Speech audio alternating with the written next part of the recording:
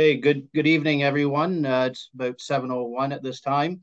So welcome to our presentation, which is jointly hosted by Havelock Belmont Methuen, the MNRF, and North Kawartha. So tonight's presentation is about wildland fires and emergency responses. Ken Cox with the MNRF will be going over a presentation. And at the end of the presentation, we will take questions. And also, please be aware any questions that we cannot answer right away um, or we don't get to, please direct them to the appropriate department and we'll do a follow-up. Also, just please be aware that tonight's session will be recorded. So with that, I'll turn it over to you, Ken. Perfect. Thanks so much, Jesse. I'm going to share my screen and I'll just make sure that you can see it. There you go. Jesse, can you see my screen, just my presentation? Yep, we can see your screen. Thanks, Ken. Perfect. Awesome. Well, so thanks everybody for having me. It's a pleasure to be here. I'm Ken Cox. I'm your Southern Region Fire Advisor from the Aviation Forest Fire Emergency Services Branch of Ontario's Ministry of Natural Resources and Forestry. And I got through that part, so that's probably the hardest part of the whole presentation to get through for myself. I'm going to talk about wildland fire as an overview, how we respond to wildland fire in the province of Ontario and partnerships with your local fire departments, as well as key takeaway measures that you can all apply in your home lifestyles to further your own resiliency from the negative impacts of wildland fire in the future. So it's going to be an action-packed 40 minutes, and we're going to cover a lot of topics. You'll find for sure that you're going to have questions as I'm presenting. Keep them in your mind. And if I don't answer them on the next slide or the next two slides as I progress through, which I find happens a lot for folks, by all means, don't be afraid to raise them up at the end of the call, just like Jesse spoke to. So I'd like to start off the evening usually by showing a map of the province of Ontario and showing where I come from, the Ministry of Natural Resources and Forestry and my branch, how we respond to wildland fire and how we provide an adequate response to the province of Ontario. So you'll see here the map of Ontario, very large landmass. North of the squiggly black line down here is what's known as the entire area is known as the inside the fire region. And that's governed by the Forest Fire Prevention Act. So there's a set of legislation here called the Forest Fire Prevention Act that governs outdoor burning and the management of wildland fire and identifies the Ministry of Natural Resources and Forestry as a primary agency that manages wildland fire within that area and the landmass of Ontario. South of the squiggly black line, the FFPA has no jurisdiction, it doesn't apply, and wildland fire and outdoor burning bylaws are all maintained by municipal, First Nation, or Department of National Defence authorities. Whoever has fire as part of their mandate to provide their services to the constituents that live within jurisdiction, OFR we call it, outside the fire region of Ontario, that's the governing body for them. So inside the fire region, we have both.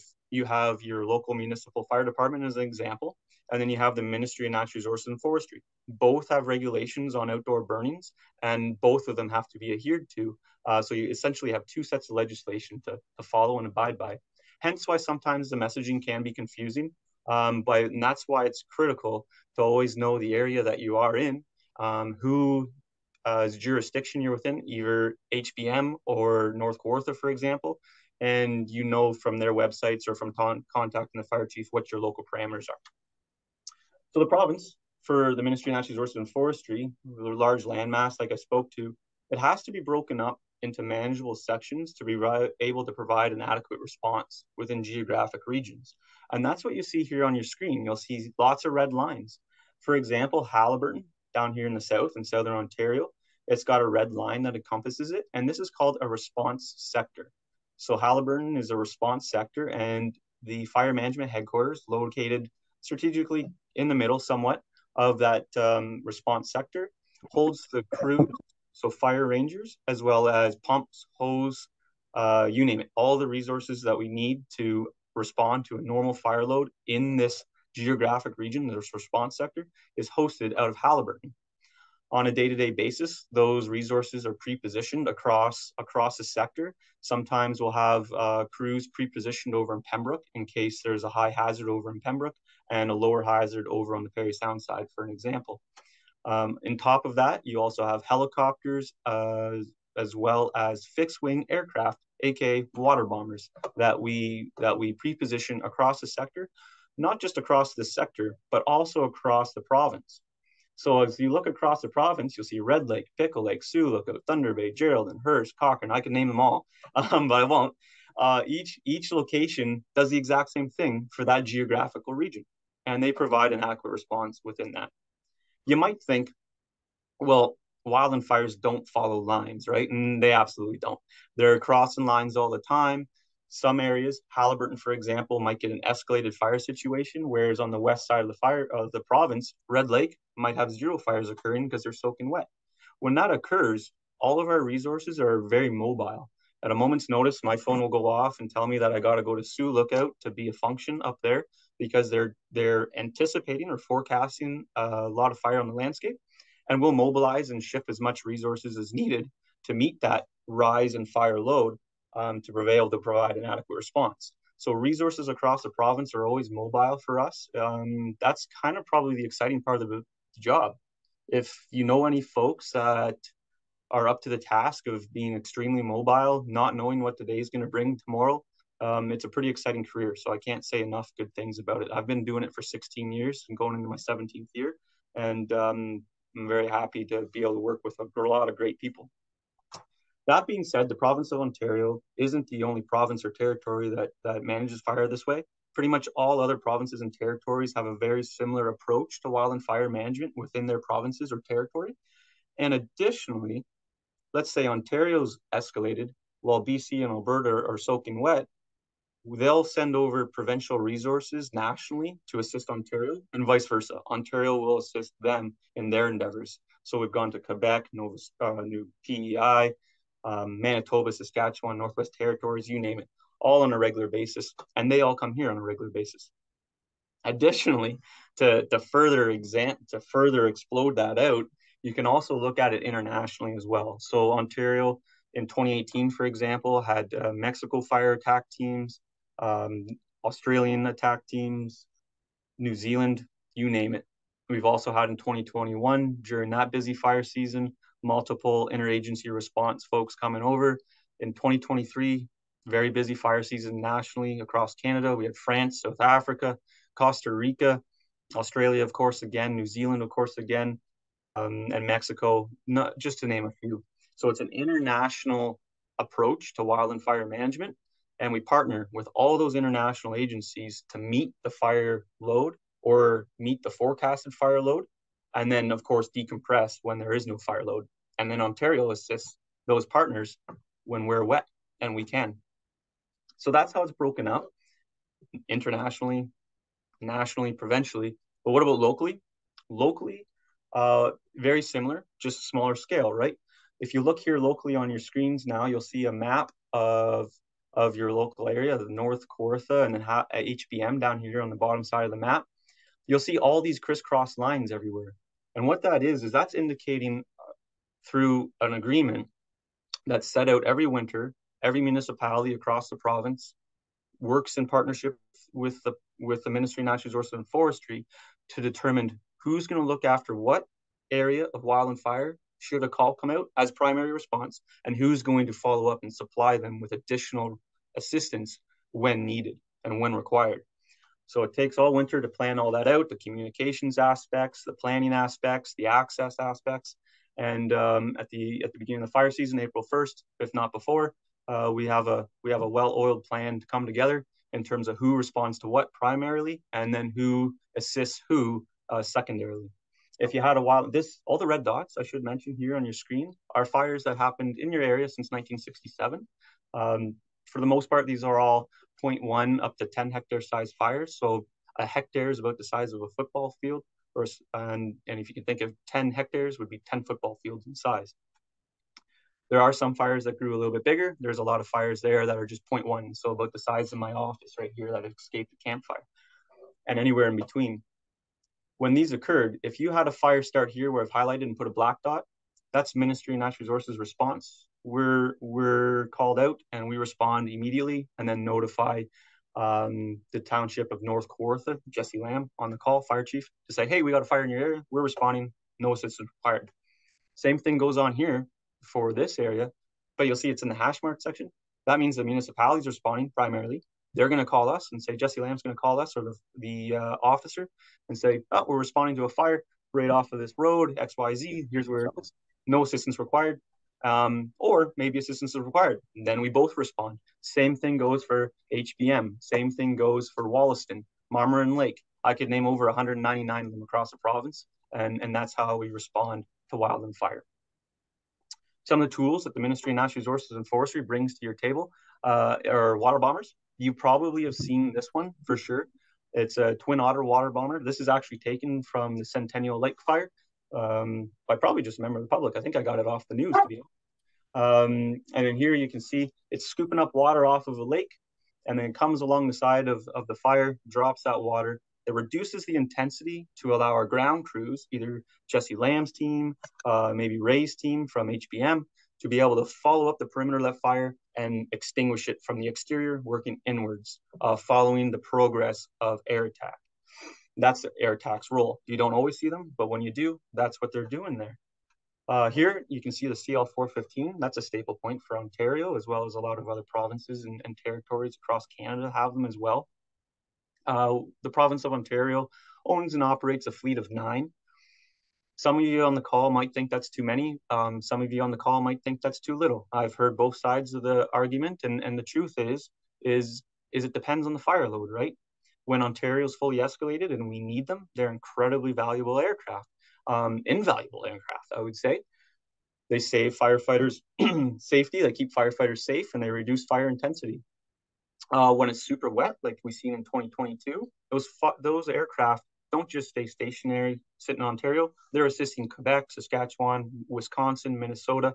They're very mobile. They're assisting other jurisdictions that are dry and are getting fire load, if that makes sense to everybody. So not just our resources are mobile, also our equipment. Again, the role of the CL415 water bomber is to reduce intensity. On your screen, you can see a very intense wildland fire. You got 100-foot, 90-foot flame lengths coming off that conifer fuel type.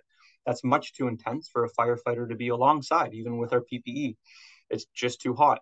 The role of that CL415 is to reduce that intensity to enough that's acceptable to put firefighters on the fire edge and begin to suppress.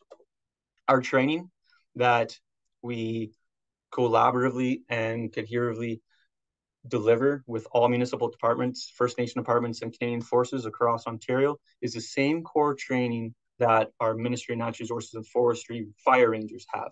So it's called an SP100 series course. The municipality, so Chief Jesse Lamb, Chief Ray, their firefighters are trained to the SP103. That's the exact same terminology, exact same descriptions on fire behavior, communications, aircraft safety, that allows us to come together as a well-oiled team come the time where we need to, which is often.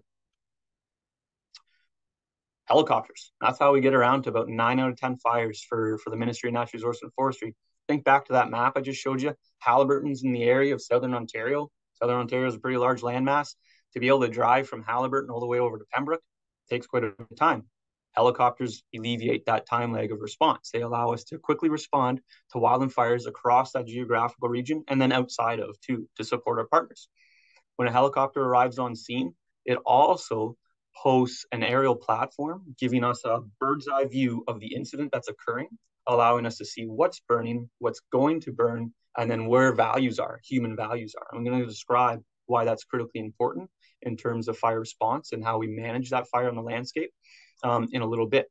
Helicopters, fundamental to our operations, and a huge asset as well to our municipal and First Nation partners that call for us to assist them in locating fires and assist them in gaining access to fires. And that's all part of our partnerships that we have. Our ministry aircraft aren't always going to be yellow. Quite often we hire a lot of rotary wing aircraft that are going to be all kinds of different colors and sizes and shapes and configurations. And here's one of them.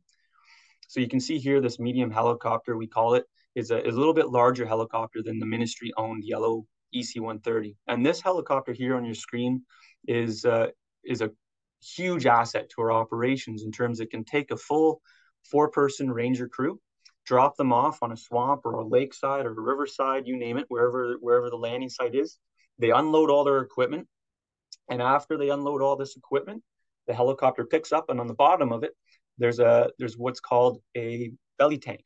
And this belly tank sucks up about 250 gallons of water and then goes over and drops it on the fire in a one-strike concept that allows the firefighters a little bit more time to get up on the edge of it and then compress it and suppress it. Very effective, extremely effective machine. So that's my team. That's who we are. That's how we partner with local fire departments across the province of Ontario, as well as international assistance. But what does it mean? We got to talk about fire. So that's what we're going to talk about now. To talk about wildland fire, I like to roll back the clock to 2021 because 2021 was quite a eye-opening season in terms of fire on the landscape. It was the busiest fire season since 1995 that Ontario had in terms of hectares burned in the province. So in all, just under 800,000 hectares were consumed in Ontario. And to put that in perspective on a map, that's just larger than the size of a Banff Provincial Park, just a little bit bigger. In all, the ministry had 1,200 wildland fires that we responded to and managed on the landscape. 78% of our fires were lightning caused, while the remaining 22% were human caused. And that's an important stat because on a typical year, that's pretty normal for us. Sometimes it's a 60-40 split, but often it's a 70-30 split. This year was so dry, we were so lightning receptive in 2021 that a lot of lightning strikes created fires, and hence the more lightning caused versus human caused. Some years it is flip-flopped. In 2022, that's an example of when we had more human caused fires on the landscape versus lightning caused fires because it rained every other week throughout the province of Ontario. It never got dry enough to actively allow ignition probability from a lightning strike. It was always human caused incidences that occurred. The 22% human caused fires, that's a very broad range of causes. There's causes in there such as trees on power lines, structures that have caught on fire and spread to the bush, vehicles caught on fire and spread to the bush, unattended campfires, cigarette butts, arson, criminal intent. That encompasses all those human elements. And you'll see just over 1,000 of the fires were responded to with full suppression. So that meant the ministry identified them as going to threaten something of human value. So we suppressed them, either just by ourselves or in partnership with municipalities and First Nation communities and Department of National Defense. 143 fires were either monitored or modified. And what that meant was when we addressed them, when a crew went out and did circuits over top of it with a helicopter, they identified that the fire was not going to burn anything of human value. So we allow it to conduct its natural ecological role in the landscape. And that's incredibly important. I'm going to talk about that in a few slides. Here's a map for the province in 2021, just to show the amount of fire on the landscape and the hectarage, the area consumed. You can see a lot of red over in the northwest part versus the northeast down here in the south. And why is that? A bit of it has to do with our fuel. A lot of it has to do with the weather.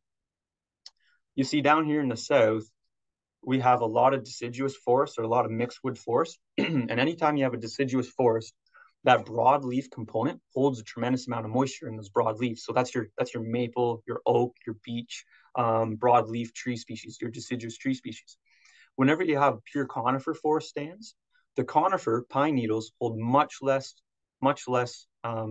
moisture, as well as they have chemical components that accelerate fire behavior. That's one attribute to here.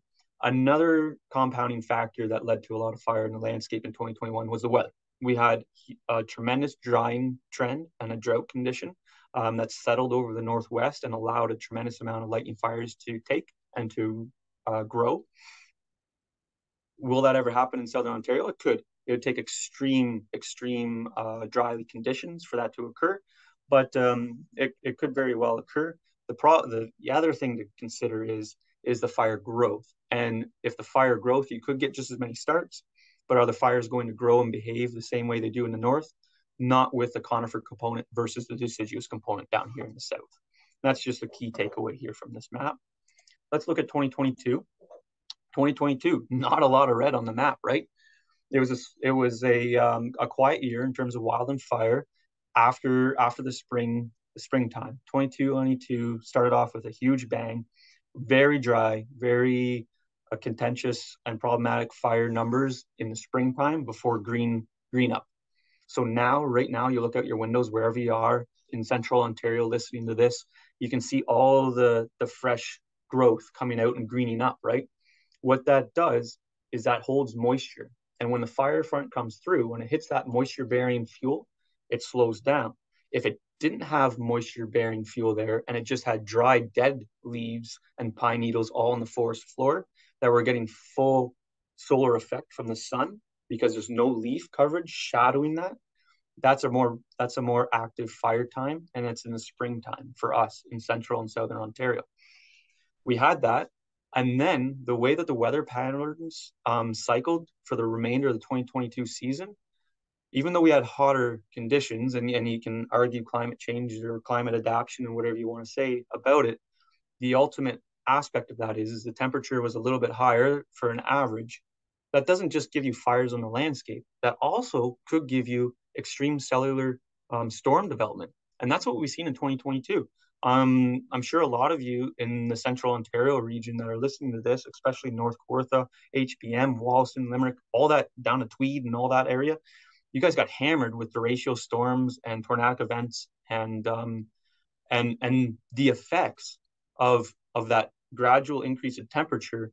But instead of it giving you fire arrival, it gave you extreme cellular and storm development. So you got two effects of climate cycles. When the temperature rises, that's not the single driving factor for wildland fire. Even if the temperature rises, there's two things that can happen. You can have lake effect heating that develops extreme cellular development, and then you get extreme storms. When you get storms and rain and precipitation, that's not going to give you fire behavior. What it does do is it alters the forest stand in its wake to change how fires burn in it down the road. The other side of the temperature rising is you do sometimes get drought conditions or drying trends that are more extreme on either end of the graph, right? And when you get those events, then you are getting direct effects of that increase in temperature. It's really important for you all on this call to know that the relative humidity, aka the moisture in the air, is a big driving factor in terms of fire behavior. You could have a temp of 5 degrees in the springtime and an RH of very low of 15%, 20%. And that very cool day, we're out there in sweaters, right? It's only 5 degrees. The snow just left maybe a week ago, but that's a more fire prone day than when it's 30 degrees out in July and the RH is 60%. You can't even walk down, go for a walk with your dog 10 minutes before you're drenched in sweat in your t-shirt. On those days, they're not fire conductive, but on the cool, dry days, more fire conductive. Something to think about for you all in terms of fire hazard. Now we talk about 2023. 2023 is hot on everybody's radar because it's fresh in all of our minds.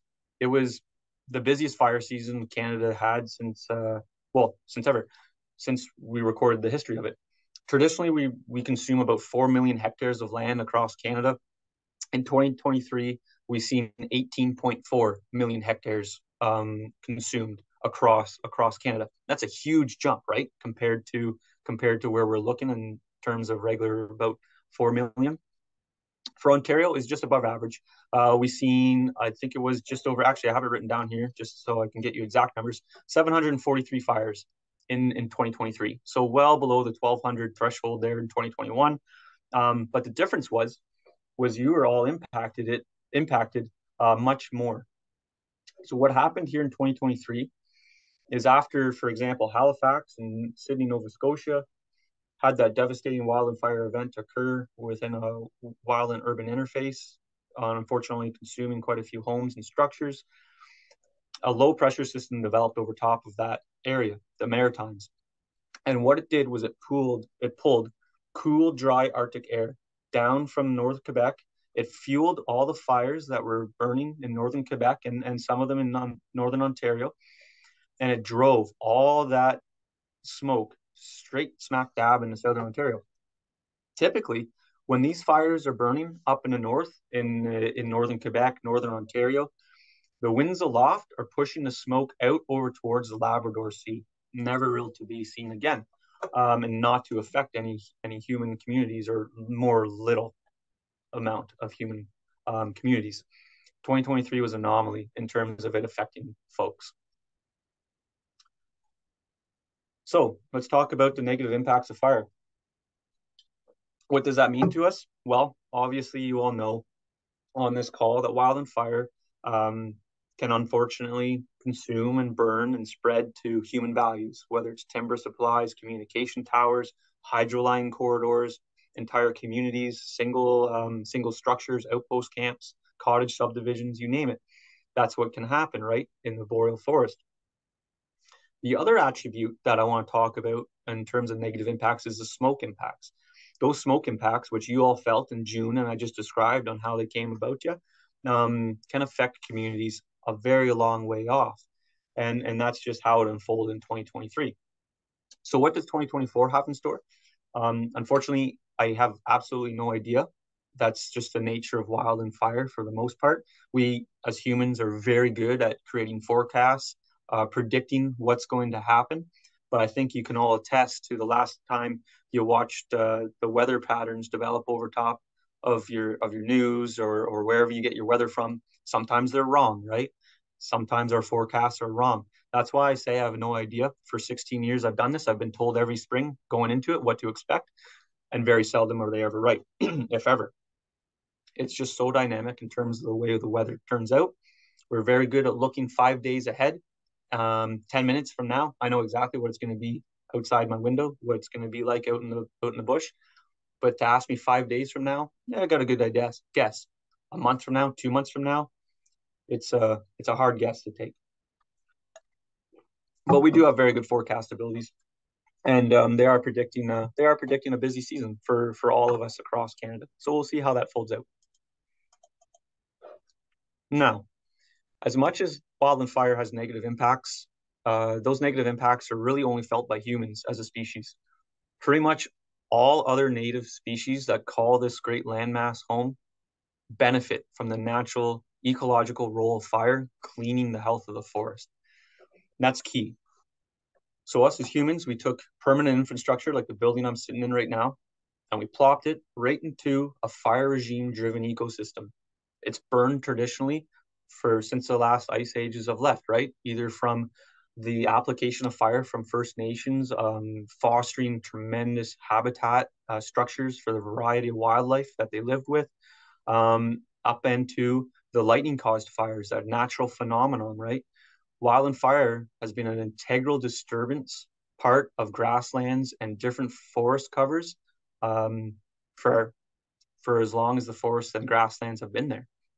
I took this picture in 2021, and it showcases how fires burn at different frequencies and different intensities to create different mosaic patterns of habitat. That's really important for you all to understand. So in 2021, I took this picture. This is fire called Kenora 21. The Manitoba border is on your left-hand side of the screen. Ontario's on your right-hand side of the screen. I'm flying up, and that's about 25 kilometers of flame front backing towards the Manitoba border. And it might look like it's a steady wave of destruction, but it absolutely isn't. There's a lot of swamps, a lot of lakes, a lot of creeks in that line that aren't being consumed fully. Some sections are being consumed at high intensity. And what that does is that completely opens up the crown closure to allow just primary succession to unfold underneath and restart that little ecoregion. Other sections will have a fire go through at low intensity, not alter the crown, and then just burn off the shrubbery layer underneath. It's providing different mosaic patterns of habitat that benefit different species. And you also can look at past fires that occurred. So here I highlighted it because it's really hard to see in the photo resolution, but there was a burn here that happened in the 1980s. And what that does is that forest succession, the jack pine forest that evolves from that, it needs that disturbance to open serotinous cones, allowed that jack pine forest to come up. And that's the only type of forest, the Kirtland's warbler, as a specific species needs to breed and nest in Ontario. Without that habitat, they won't come to Ontario. And that's critically important for us as humans to recognize, right? Another attribute when we're managing fire, another attribute is the center aspect of this photo. For all intents and purposes, we'll call it old growth. I don't know when the last time it burned. I don't have a history record of it. But then you have on the bottom right-hand side of your screen 2012 burn. And look at the difference there between the line. It's still a very open canopy fire or open canopy area. That gives you food for woodland caribou, elk, moose, deer, bear, you name it, omnivores and herbivores, to get those fresh grass shoots, those fresh herbaceous materials that are growing up before the forest canopy blocks all the sunlight and doesn't allow those other species to exist.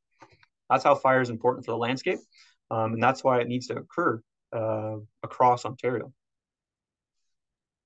So now we're going to switch gears completely and talk about fire so you can really understand how it starts, how it behaves, and how we manipulate it, and how to increase structural resiliency from its negative impacts. Because ultimately, as a human species, it's up to us to learn to live with it. We're very good at suppressing fire. We've got fantastic tools. We've got highly trained people, plans in place, the whole 9 yards. But it's still important that we recognize wildland fires can occur and will occur, and they're still going to give us problematic events in the future. And here's going to be some takeaway messages for you all to take back to apply to your own structures to increase their odds of it surviving the passing of a wildland fire, which does happen. So to understand that, you need to understand how fires start. And fires start because of three basic elements coming together. Heat, so the heat could be a lightning strike if the fuel's dry enough, could be a cigarette butt, could be an unattended campfire, tree on a power line, you name it. Combines with oxygen, the oxygen atmosphere of the earth, and then fuel. The fuel's got to be dry enough to support combustion. And the fine fuels in the springtime specifically, when they're dead and brown, like you see on the top right-hand side of your screen, before the green growth comes out, it dries out in about 2/3 of a day. So you can go from full saturation in the springtime after a rain event, and 2/3 into that day, aka around 2 o'clock in the afternoon to 5 o'clock in the afternoon, it will support combustion. The more consecutive days of drying you get without precipitation, the more flammable those fine fuels get. And then there's a next set of fuels that are called medium fuels, and that's about the size of your finger. Those medium fuels begin to dry out the more consecutive days they have without precipitation. There's also a third class of fuels. There's 3 classes of fuels, and that's coarse fuels. Those coarse fuels take longer to dry out. Once they do dry out, they take longer to wet down to be affected by precipitation. So an interesting fact there in terms of 3 classifications of fuel: fine fuels, medium fuels, and coarse fuels, and how they react to drying trends versus how they react when they get wet. Very differently. Now, once a fire starts, let's just say an arson, drop the match in the top right-hand side of your screen. The fuel was dry enough, it supported combustion and started to spread. That fire behaves now based on the environment around it. And the environmental factors around it that drive it are topography, weather, and fuel. So topography-wise, fires grow exponentially quicker upslope, because if you can think of when you had the last campfire, you've seen the smoke and sparks and everything billowing up off the top of that campfire. Fires give off heat, and the heat is released above it. When a fire is on the bottom of a slope and it's releasing all that heat, it preheats the fuel above it, and that causes accelerated growth up the slope. Not so much a factor in Ontario. It absolutely is, but not nearly as much of a factor as it is in British Columbia, Alberta, and much more mountainous terrain. But it still can play a huge factor in micro regions in Ontario. Weather, huge denominator in fire, and we're going to talk about that real specifically. But again, you'll see on the bottom of the triangle, fuel. Fuel and fuel. We as firefighters and you as homeowners or structure owners listening on this call manipulate fire's effects by taking fuel out of the equation or changing the fuel in the equation. If you eliminate the fuel in the equation, you eliminate the fire. We can't do that because we have to consider species at risk attributes, wildlife habitat attributes. You can't remove every single tree around a home. It's not practical. You have to live with the critters that also call that land basin home. There's some key things you can do to manipulate and leave those trees in place while changing the way a fire approaches the home and doesn't cause the home to combust. We're going to talk about that. First, we're going to talk about weather, because this is really important for everybody to understand. Here's a chart from 2012, July, and it shows about 14 days of drying trends. In yellow, you'll see extreme high intensity problematic control days. In red, you'll see certainly problematic control days. That's because of consecutive drying trends, like I just spoke to, in terms of drying out the medium and coarse fuels on top of the fine fuels. I know there's a ton of numbers here, but every day from the Ministry of Natural Resources and Forestry, we're looking at and analyzing these numbers at 0800 and 1300 each day. And we're putting this out to our partners. Our partners are the fire chiefs and delegates through all fire agencies. So Chief Jesse Lamb, Chief Ray, Chief Steve on the call, they all get these numbers every day at 1300 to show them what the fire risk is and what we're forecasting. When you get extreme drought trends or drying trends like this, and you can see here, you got 5 mils of rain one day. The reason why we don't, the ministry or the municipalities, might not lift a fire ban even after you got rain is because it wasn't enough rain to reduce the dryness of the medium or coarse fuels. And as you just learned, it only takes 2/3 of a day for the fine fuels to dry out again. So you can see even though you got 5 mils of rain, right away, the next 2 days later, you're looking at problematic control again, right off the hop. So it accelerates that drying trend right back tenfold until you start to see consecutive rainfall, and then the actual hazard is reduced. So that's why when we have fire bans in place and it rained and the fire ban's not getting lifted, we're forecasting the weather folks are telling us that it's going to get dry again and we're going to be right back into extreme conditions. So that's why those fire bans are sometimes held on a little bit longer. Now we're going to talk about fuel. Perfect, 7:38, right on time. I like to use examples and case studies because it's important. It's important for us to see what actually has happened and to know what could happen in the future for us. I think we can all agree on that, right? At least that's how I analyze wild and fire behavior on a day-to-day basis. You look at May 11th of 2023. These are the actual weather parameters that we were given. And you had a temp of 23, an RH, relative humidity is the amount of moisture in the air, 34, a wind speed of 10. That gave you a fine fuel moisture code. So the pine needles, the small twigs, the leaves were very dry. This 92 signifies that they're extreme. The DMC is what we call the medium coarse fuels in wild and fire lingo and municipal fire department lingo. It's moderate to getting dry. It's actually lightning receptive now. DC's coarse fuels, in this term, this number is telling me it's low. So what you're going to get is a fast-moving fire through fine fuel types. The FWI says 16. What that means is it's high. So when you're driving down the road or when you look at the municipality's website and you look at the fire danger rating sign, it's at high. It's pointed at high on this day. If a tree fell on a power line on the top left-hand side of your screen and started a fire in boreal mixedwood on this day, you'd only be looking at a fire spread of about 4 meters per minute at max growth potential. Like that's absolutely max what you would see. Definitely reasonable for the local fire department and for the Ministry of Natural Resources and Forestry to respond to. If you look at C2, conifer boreal spruce on the top right-hand side of your screen, you'll see 9 meters per minute, and 9 meters per minute, more than double. Why is that? It's purely because of the amount of fine fuels in the two very different forest stands. So if you look at the top right screen versus the top left screen, what stands out? The conifer, right? What's on conifer? Pine needles. Pine needles are a fine fuel. On the top right-hand side, they're arranged vertically and horizontally in a fashion that accelerates fire behavior. They're arranged perfectly. So as when wild and fire comes through, and they're built like that, it's going to burn aggressively and consume a lot of fuel. Versus on the left-hand side of the screen, the deciduous fuel type, not a lot of fine fuels there, right? Not a lot of vertical or horizontal fuels across. Granted, there's an odd pine or spruce tree in those photos. Yep, one or two of them will certainly torch off. We call it candling, where one or two of them just ignite and then the fire moves along as a surface fire. That's how different forest stands react very differently to fire behavior. Now let's bring in slash into the equation. You look on the bottom left-hand side of your screen. It dropped back down to 5 meters a minute. And why is that? Why did it go back down to a less spread rate? You would think it'd be more, right? It's because of how the forest has now been altered from a tornadic event or a derecho storm or a microburst.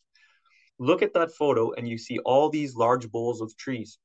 Those large boles of trees don't contribute to initial fire spread as much as the fine fuels do, the pine needles. Because the pine needles are broken up and not continuous, like the top right-hand side, they're separated by large boles of tree. The fire comes through, hits large boles, the bole of tree, dies down, has to rekindle on the other side of the pine needles and build up steam again to continue to combust, continue to spread. Those hundreds of micro breakdowns of continuity of fuel slows down fire spread. So it reduces fire spread, but it's problematic for firefighting.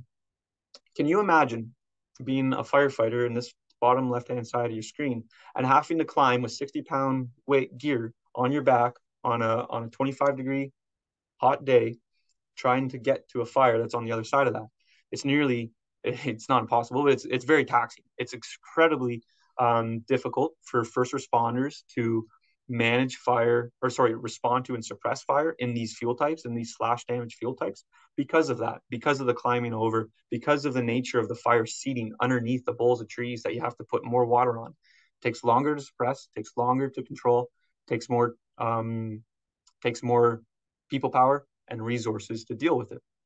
So what we do for a lot of instances like this is just let it burn to a natural containment barrier or to a strategic area where we can get better access into it, like on the top left-hand side of your screen. You can imagine walking through a regular standing boreal forest or even a conifer forest. It's much easier to walk through, much easier for us to suppress. That's one aspect of slash. Another aspect down here, standing dead grass. And you look at that, and I hope those numbers really stand out to you because it surprises a lot of people I talk to.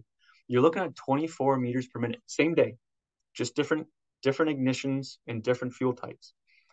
Same tree on a power line on the top left, tree on a power line on the top right, tree on the power line next to slash, tree on a power line next to the standing dead grass. You're looking at 24 meters per minute. And why is that? It's because of how fine the grass blade is versus a pine needle. When you think of a pine needle and you look at a grass blade and you compare them, the pine needle is more coarse than a grass blade. Fire transfers its heat energy to fine fuels exponentially quicker. The finer the fuel, the more fast a fire will travel through it if in the same dryness state.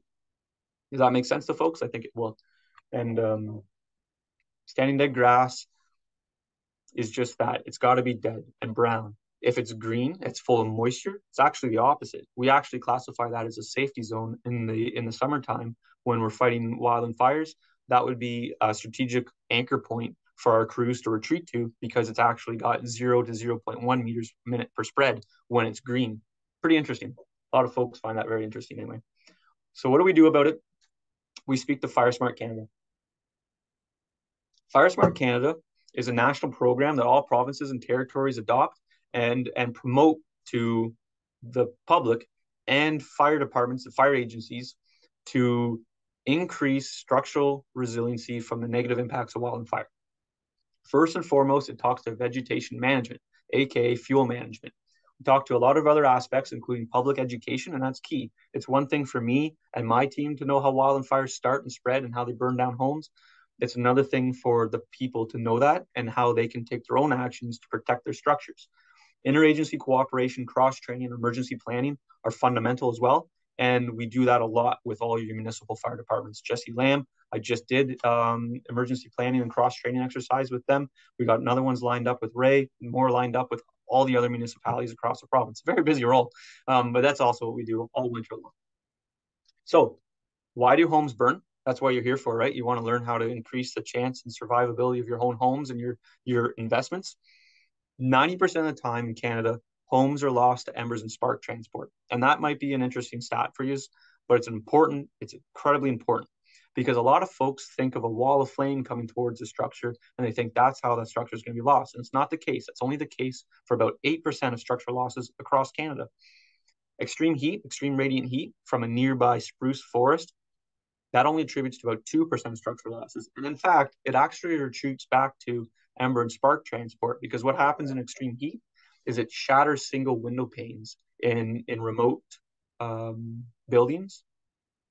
And when you shatter single window pane, it exposes the inside of the building to spark and ember transport that then ignites the sofa cushions, the curtains, the carpet, you name it, right? All kinds of accelerants inside homes these days. So it actually reverts back to embers and sparks. Embers and sparks count for a tremendous amount of structural loss in Canada. And the bad, but the good thing about that is it's the easiest to mitigate about.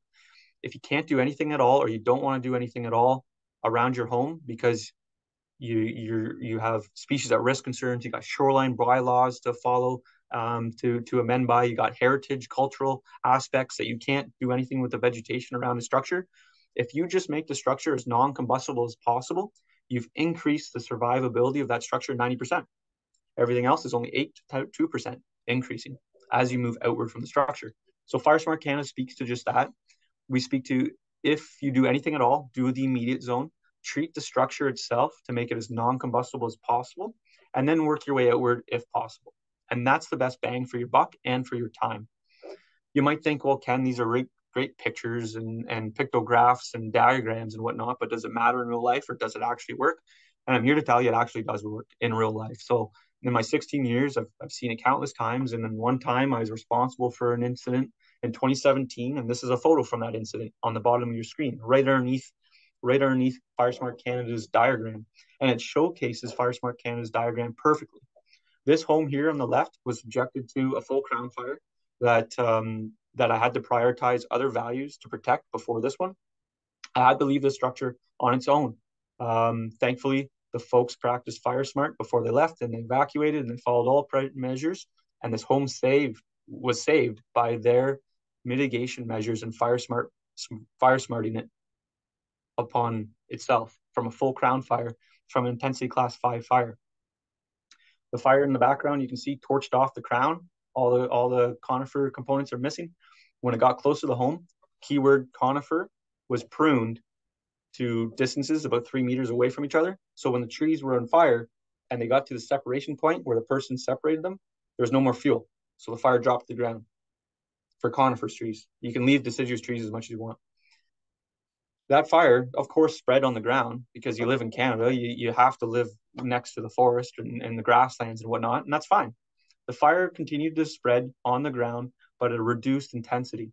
It got to the immediate zone and it hit a non-combustible area where it couldn't continue its combustion. It eventually went down in intensity and then burnt itself out as the main fire went surrounded and passed over the structure. You might think, well, Ken, that's great for only 10% of structures, and why wasn't this home lost due to ember transport? And it absolutely was plastered with burnt out pine cones, burnt out woody debris, embers that traveled in front of the Wildland fire. They're embedded into that vinyl siding. They're not embedded, but they're built up in this corner of this window here and the center window on the side of this home, on the stairs, on the deck, under the deck, on the roof gutters. There's a huge buildup of black. I should have taken a picture of it, but at the time I didn't have time, right? I was dealing with other things. I stopped to take this photo, thank goodness, to show you all. But it was absolutely covered, just like drifting snow, except for being white, it was black. It was all burnt out embers. What happened was those embers landed on the structure, but they didn't have anything small, fine fuel-wise to transfer their heat energy to then cause that structure to be lost, to combust. So think of it this way. If you take a match and you dropped it on a wooden table, yeah, it's going to blacken that wooden table and the match is going to burn out. And it's not going to transfer its heat to cause that table to catch on the flames. Now, you take your newspaper and you crinkle it up, and then you take kindling and you put it on there, on the table.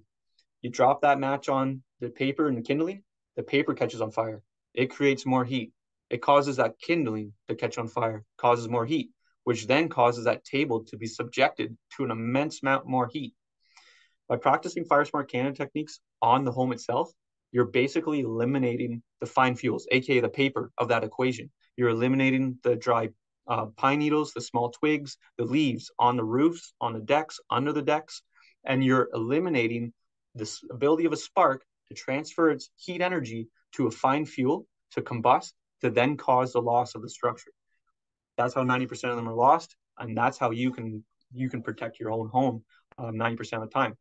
FireSmart Canada's got a tremendous amount of information out there. Visit their website, firesmartcanada.ca. You can take the 101 app. It's a the 101 course. It's a tremendous course. It's free. It's online. Teaches you a great deal. Get your kids involved on it. For anybody that's on the phones and tablets like these days and age, get them on it. They'll like it. It's pretty fun. It's interactive. Ultimately, I'm here to tell you what's bad. This is a bad example. Build up of fine fuels on a roof with cedar shaped roof. You're going to lose that structure if it's dry enough and embers land on it. Build up of fine fuels right against the structure, against wooden components of a structure. Bad news, right? Firewood stacked all up right against the structure. Even though it's coarse fuels, what's underneath the firewood? The bark, the pine needles, and all the other little things that are underneath there. Sparks are going to build up on that, cause that to combust, and then emit an immense amount of heat on the siding of that structure, causing that structure to be lost. Same thing goes here for this deck. One of the most important attributes of this photo in the bottom right-hand side isn't what you can see on the deck, it's also what's underneath the deck. So when we set up sprinkler kits, and the municipality sets up exposure protection because you've been evacuated, because there's a wildland fire coming, and we've told you you've had to leave and we're protecting those structures. Our water that we apply can only wet down what it can touch. Underneath decks is very common for there to be a buildup of fine fuels that have been left or built up upon for years and dry because it's underneath the deck, that even when my sprinklers are running, it won't protect them, and that home will still be lost, even though I'm applying water to it. And that happens, unfortunately, to me in my tenure. Lots of other great messaging from FireSmart Canada. I'm not going to go through them right now because I'm short on time, but I want just you to know that they teach you how to prune trees properly, how to spread conifer trees properly. Nothing about deciduous. You can leave the deciduous as they are, but most importantly, the spruce trees and the pine trees. Okay, so here's a key takeaway. Kenny's not telling you to remove every single pine tree or spruce tree within 10 meters or 30 meters of your home. You can absolutely still live with them, but if you space them apart, and if you don't want to space them apart, all you do is prune the lower branches. So you have a crown base height of about 2 meters above separation above the ground. That fire will travel on the ground and not catch the crown of the spruce or pine tree on fire. So you can, if you have that 2 meter separation there, that fire moves at low intensity along the ground and that tree survives. You're actually saving that tree as well. And that's what they're traditionally built for in terms of a white pine or red pine. You think about them and they're self-pruning, right? In their natural state, they're competing for sunlight, the meristems putting out the most growth, they're killing off their bottom branches, and you already have that natural separation on a mature white pine, for an example. It can be a very fire smart tree as long as the pine needles that fall off of it are kept clean off the roof or the deck or under the deck. You can still have your white pine. In your yards, if you can go from an area that looks like this, just within 30 meters, no further is needed than 30 meters from a structure. If you can go from this and make it look like this afterwards, you've greatly increased the odds of that structure surviving 10% of the time on average, working your way out. So now I want to talk about structural protection because that's a huge element, and I got 6 minutes left, so I'm almost there. That's perfect timing. Like I spoke to, the sprinklers that we put up in the municipalities conduct a different version of values protection, but they'll spray it with monitors and whatnot, and apply water agent or gelatin agent to the structure to protect it from the spark transport. That's only as good as what you do fuel mitigation wise. Structures have a much better chance of surviving the passing of a wildland fire when FireSmart Canada principles are practiced versus solely relying on sprinklers. They only stand about a 65% chance of surviving of passing a wildland fire if you're just solely responding and putting up sprinklers with a heavy buildup of pine needles under the decks, for an example. They're still going to be lost, even though we put all that time and effort into putting sprinklers on them. So that being said, we don't have enough time to clean up everybody's home, right? When we're asking folks to leave their residences, like what happened in Centennial Lake, for an example, we have enough time to set up sprinklers on those homes and protect the home, but we can't clean up the home. So that's up to the homeowners to do their part in cleaning up the home, making it as flame resistant as possible, under the decks, over the decks, any place where there's a fine fuel buildup. Allow us to come in, do what we need to do to protect the structure, and then you'll stand a much better fighting chance against the passing of a wildland fire. There's books available to you. I'm going to send out, I was talking to Jesse, and Ray earlier today, but these will be in the mail to them tomorrow. I got to purelate them out, some FireSmart books. So if you want to drop by and see them, they'll have books for you, as well as you can check out those books again online at firesmartcanada.ca. Ultimately, we want to go from a whole society approach that goes from living on the land, kind of like this photo, and transferring that exact same home. This is the same home, but now it's been fire smarted. So you see here, ton of buildup of fuel right up to the home, lots of buildup of fuel on the roof, on the decks, vegetation all around the structure. Same home after it's been fire smarted, gives firefighters a better chance of protecting it. And also, in case we couldn't get there in time, it survives the passing of a fire on its own. That's the essence. For more information, what do you do next? I almost forgot about this slide. This is the most important slide. The neighborhood recognition program. So you go to firesmartcanada.ca. There's different grants and opportunities for you as community groups to pursue and to become fire smart, and helping your neighbors become fire smart. It's definitely a community involvement, and the more people you can get into it, such as a lake association, a prime example, being able to get together on an AGM, speak to the neighborhood recognition program, promote it, have maybe the first year 5 lake association members buy into it and do it. Maybe the next year you get 10. The next year after that, you get 20.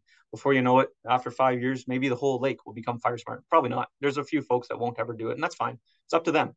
There's no legislation. I'm not saying you have to be fire smart. I'm just giving you the education and the stats to say, hey, this is how structures burn. This is how they're lost. This is how you can increase and help us, the fire departments and fire staff, increase the odds of saving your structure in the event of a wildland fire. So neighborhood recognition program, incredible program. Can't speak enough good things about it. You need to learn more about it. Reach out. That's it. Well, so for more information, I already spoke to firesmartcanada.ca, but you can also check out the Ontario Interactive Fire Map, and there's a snip of it here on the center of your screen. You check that out. It's got all the current fire danger ratings for the province. There's a disclaimer. It's like all technology these days and age. It can be time lagged. It can be missing something. But there's a disclaimer there describing that. For the most part, it's fairly accurate. It also populates fires when we respond to them, the Ministry of Natural Resources and Forestry, for their statuses almost real time. As soon as me back in the office as a sector response officer gets the call from the incident commander out in the field telling me that the fire is 10 hectares and it's being held, it's no longer spreading outwards. They got a good handle on it. I plug that in the computer. It gets uploaded real time to this. Same goes for the federal fire hazard map. It shows all of Ontario as well as the rest of Canada, and that fire hazard for their data algorithms and the way they collect it. So that's it. Yeah.